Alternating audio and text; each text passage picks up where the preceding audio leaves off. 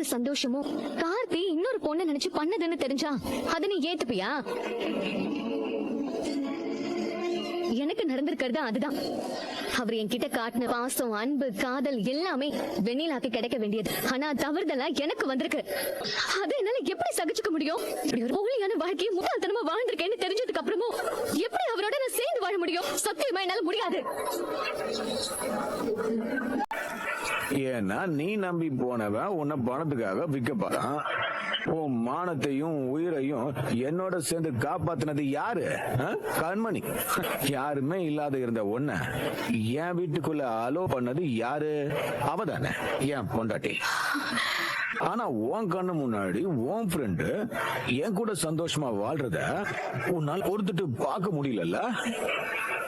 சொல்லு, பொறுக்க முடியல. சொல்லு. உன் வாழ்க்கை முடிஞ்சு போச்சு. நம்பினவன் ஏமாத்திட்டு போயிட்டான். உனக்கு புதுசா ஒரு வாழ்க்கை வேணும்னா, வேற யாரையாவது காதலிக்கணும்னா புதுசா வேற யாரையாச்சும் லவ் பண்ணு. மத்தவன் புருஷனுக்கு எதுக்கு நீ ஆசைப்படுற? சொல்லு, எதுக்கு ஆசைப்படுற? அதுவும் சின்ன வயசுல இருந்து பழகின உன் க்ளோஸ் ஃப்ரெண்டுக்கு துரோகம் பண்ண நினைக்கிறேன். நீயே கொடு, அப்பதான் அவங்க ஆசையா சாப்பிடுவாங்க.